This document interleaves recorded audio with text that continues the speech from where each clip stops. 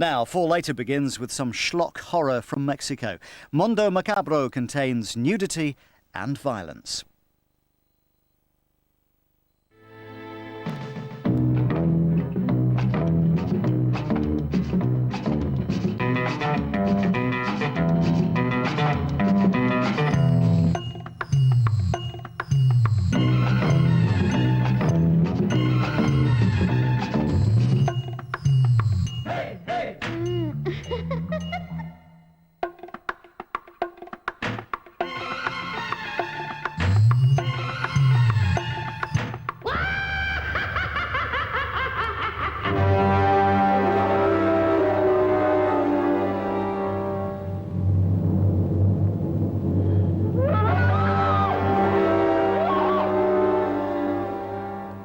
Horror and fantasy films proliferated in Mexico in the mid-1950s, when the country's cinema industry was experiencing tough times. Combining elements of Mexico's indigenous folklore with European Catholic tradition, these films have a very special flavor. Their style draws on old horror classics, but adds a distinct touch of the macabre. Satan, Satan.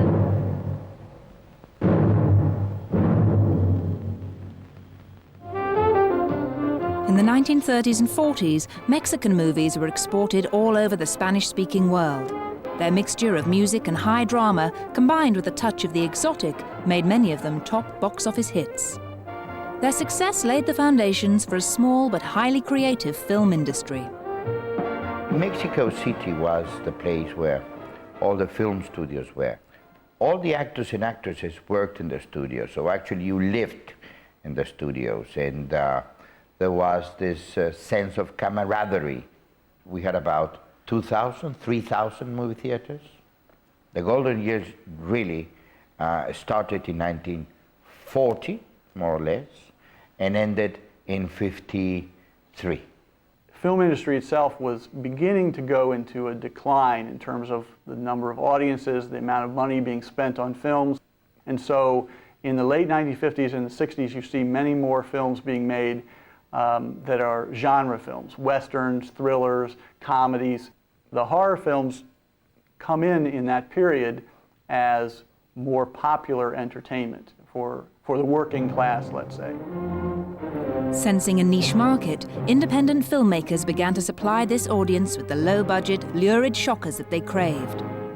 One of the most successful of these new producers was former actor Abel Salazar. Abel Salazar was one of the most popular actors in the 40s in Mexico. He played always the debonair, dashing male figure. He based his character, he said this, in William Powell, the Thin Man. Exactly, you know, half serious, half jokingly. Salazar was very aware of Hollywood, and specifically was aware of Universal Films horror movies in the 30s and 40s, and how successful they were, how they turned into franchises.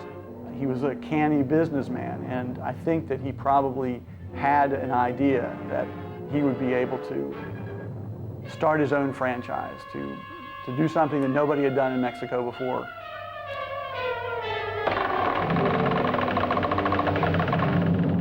The vampire, of course, is Dracula in one of its very different reincarnations throughout film history. Basically, his concept was, yeah, let's make Dracula and set it in Mexico. It's a masterpiece. I would even go as far as saying that it's an involuntary masterpiece. She'll hunt uselessly, like other vampires. Thus we'll march through eternity. I brought this to you. I'll bring it to others as well, and all of us will exist in our black limbo, as it is written. We've been brought to a halt in the middle of this strange bridge that extends between the end of life and the beginning of death. With this actor playing the vampire, Germán Robles, that in fact wanted to do classic theater. I know the man, and I know that he says, well, I had to do the vampire because I had to eat.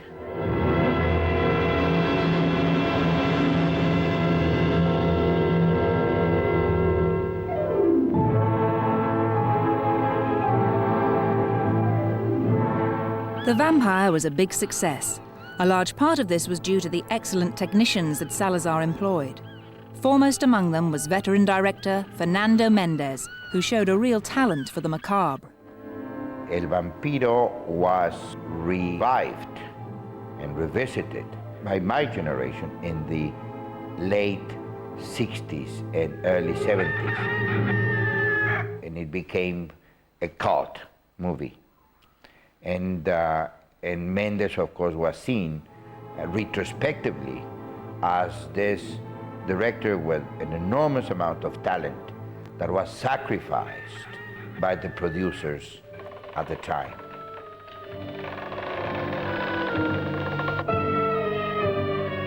Many of the directors working on horror movies in the 1950s had known better times during the boom years of the 30s and 40s.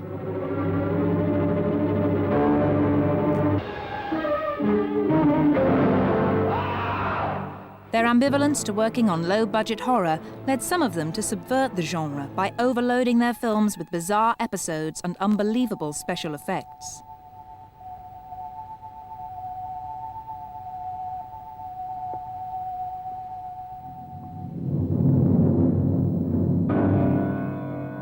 Chano Urrieta, who was a fairly well-known director, got his experience in Hollywood in the late 1920s. And he was a very sort of eccentric type of filmmaker. When he got to make a fantasy film or a film that had fantasy elements, then he really let it all loose, and he really allowed his idiosyncrasies to show on screen.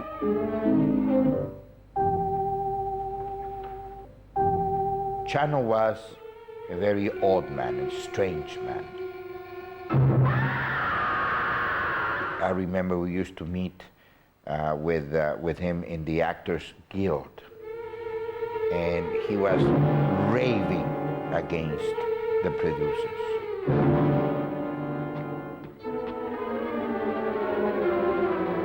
Urrieta's revenge was to make films like The Witch's Mirror that mixed so many different genres it became almost a surrealist movie.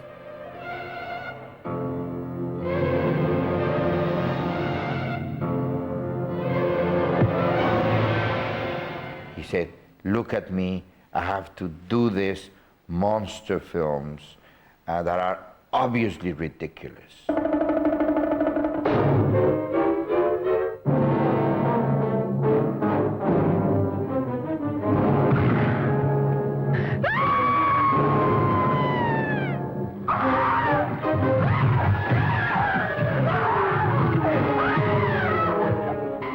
El Barón del Terror, or The Brainiac, which is the English language title, is really an outrageous type of film.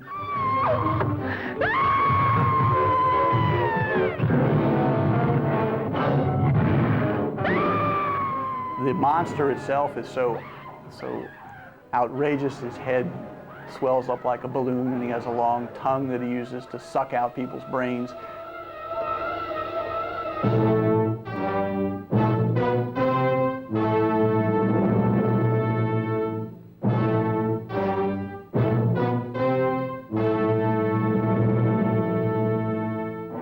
Almost no exterior shooting. The exteriors all are process shots. The comet that the monster comes back to Earth on and things, they're so obviously fake and artificial, and it's not because they couldn't do better, it's because that's the way that Urrieta liked to do things. They're artificial, and they're meant to be artificial. Following the success of The Vampire, Abel Salazar spent the next 5 years producing a string of Gothic horror movies. His finest achievement was the 1961 release, known in English as The Curse of the Crying Woman.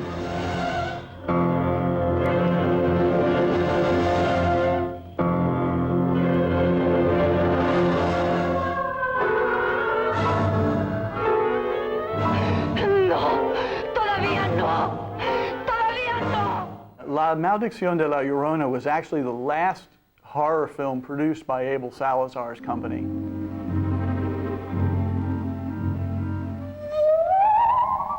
And it seems almost like it was conceived to be his swan song for the genre, because there is a dream sequence which includes bits from his other films.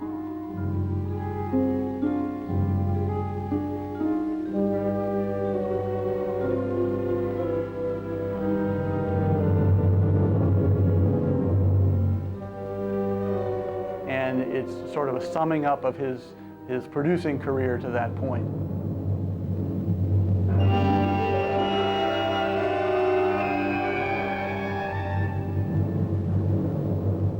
Salazar sold his movies to an American businessman called K. Gordon Murray. They were dubbed into English and shown on American TV in the 1960s. Years later, that same TV audience rediscovered these films on video. Many of them were hailed as cult classics, although they had not been seen that way at the time. No one took this film seriously, obviously. Now, retrospectively, they have many things that are very interesting.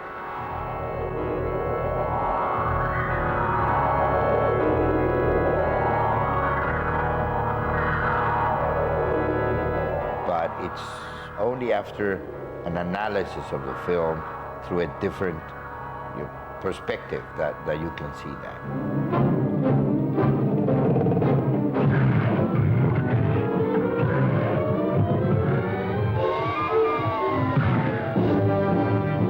Films that took the worst and the best of Mexico's popular imagination.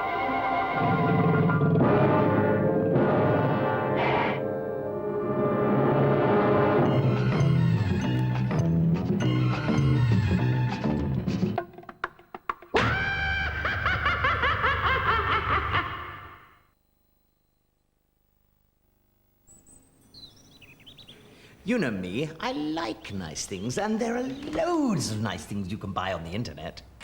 Oh, divine. Look at that. Trouble is, when you order things virtually through the net, that's all they are, virtual. So who can help you get it now? Mail! Ooh, that looks good. For me?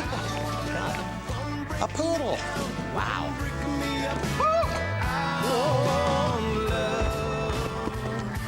Magic. Pint survival during shark attack. Hold Boddingtons away from snapping jaws. Attempt to frighten shark. Drink pint before arms are severed.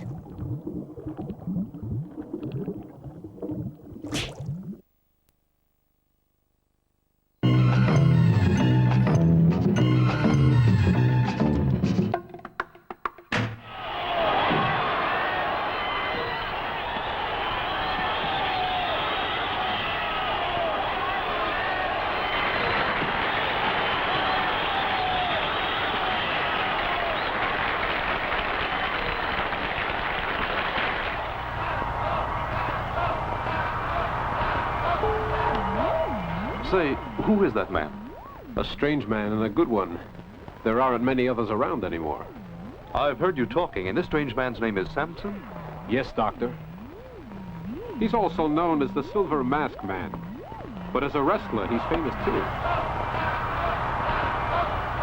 Tell me, Professor, do you know his identity? No, he won't reveal it to anyone. His identity is his own secret.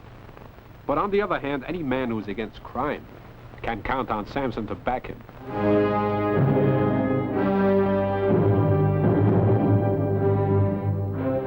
Besides horror and fantasy films, the other big draw for Mexico's mass audience were movies featuring masked wrestlers.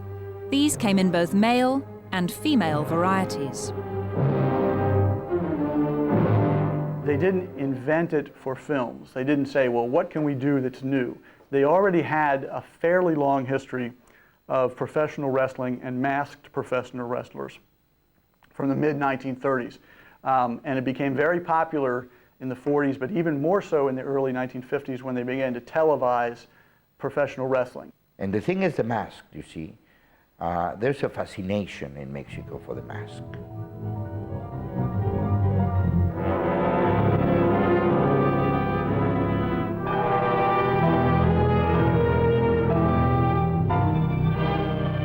There were many masked wrestlers, but the most popular was El Santo. His career spanned 5 decades and more than 50 films.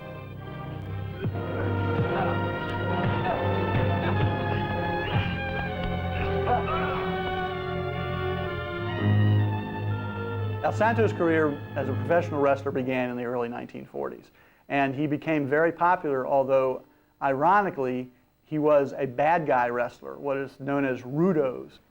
Then he became the character of the comic book, very popular in Mexico. I used to read Santo when I was young. In that comic book, he was a superhero, and he was a good guy. How can I thank you? You saved us from death. In my opinion, you're an amazing man. I only do what I can to wipe out injustice and crime. The first Mexican Santo films were made in the early 1960s, and almost all of them in the early years had some fantasy elements. At the same time, you have a parallel track of Mexican fantasy movies without wrestlers. I mean, El Vampiro, etc. And someone had the brilliant idea of putting the two of them together and really having a Santo film that was a horror film that happened to have Santo as the hero.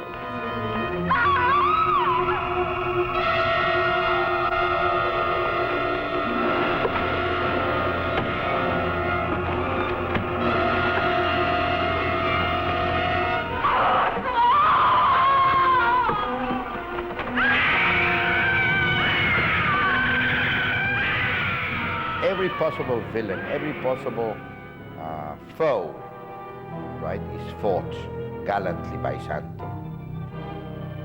He fought zombies, he fought vampires, women vampires, mad scientists, etc.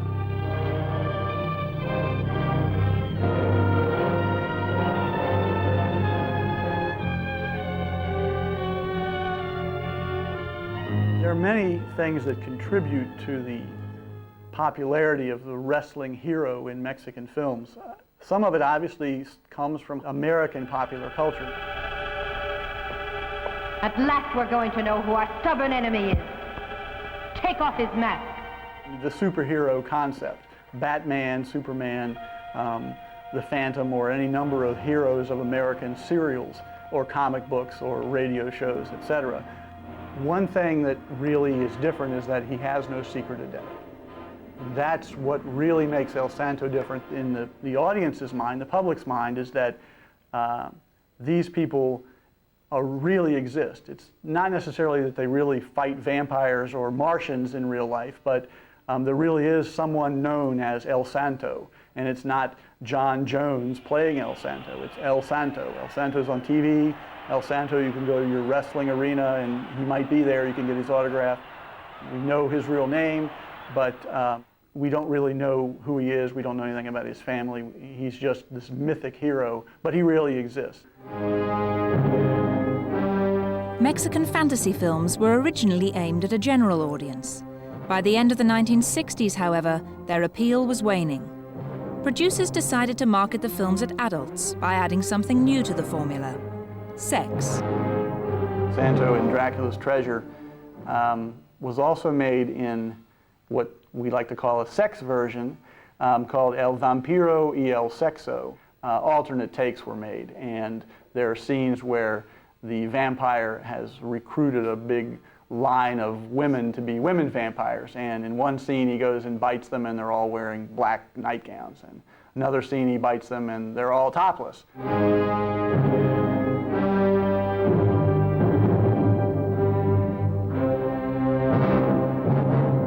Sex failed to save the Mexican horror film. Soon it was reduced to a string of tired cliches. By the early 1970s, a new generation of filmmakers had emerged. Weaned on the classics of world cinema, they weren't interested in low-budget horror movies. Everyone said, I want to make my film, the film that I want to do, the important film, the meaningful film. What's that? I've never seen anything like them before. It's one more secret. One is identical to the other, just like an image in a mirror. Like you and me. Let's find more secrets. Juan López Moctezuma, a theatre producer and radio broadcaster, was the only member of this new wave who had an interest in horror. He saw in the genre an opportunity to express radical and subversive views. Juan López Moctezuma was a very talented culture man that had a very important program, radio program for about 20, 25 years called Jazz in Mexican culture. And he was completely in love with the vampire films.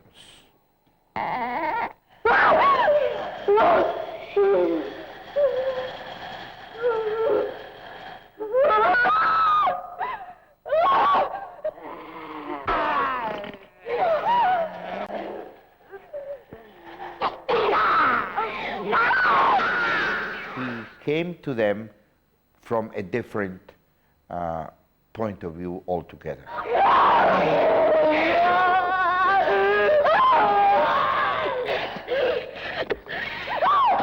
Through his theatre work, López Moctezuma had come into contact with avant-garde artists like Jodorowsky.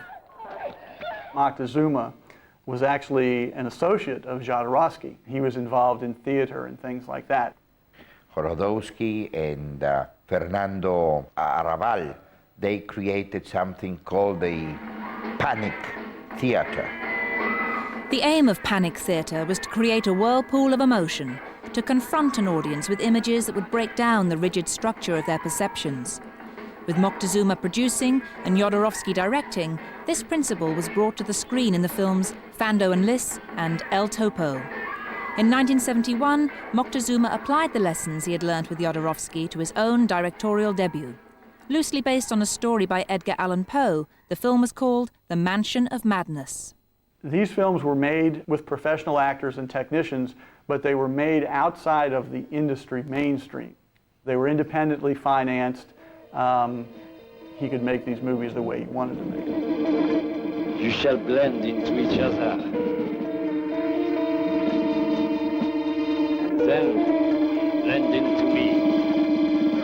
Depart then, seducer, enemy of virtue. The fact that he wasn't under the sort of journeyman pressure to work as a director for hire makes his movies very personal and idiosyncratic. They have a very distinctive mise-en-scène. Alucarda has an almost organic set design. It looks like it's not a building that was built, it looks like it was a building that grew and developed. I mean, the government in those years, this is the 70s, early 70s, gave you money if you wanted to make a socially committed film. So if one came with a project such as Alucarda, it didn't fit. I mean, it didn't fit because it wasn't the socially prestigious project. It was not the box office success. It was in the middle.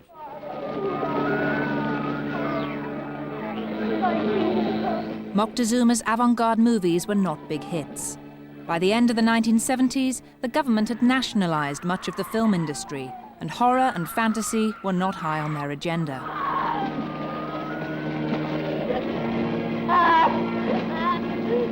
However, the taste for fantasy that had given rise to the golden age of Mexican horror movies was still there, just waiting for the right moment to re-emerge. Finally, in 2001, the son of the original El Santo put on his father's mask and returned to the big screen. In his new adventure, The Infraterrestrial, Santo battles his deadliest enemy to date. The film features all the action of the old Santo movies, but with digital special effects.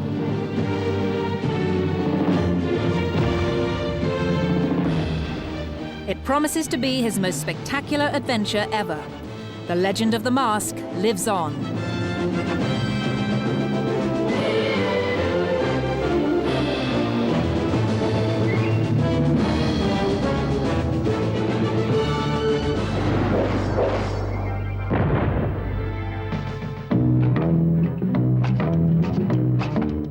So a chance next on Full Later to see the Mexican horror movie Alucarda in its entirety.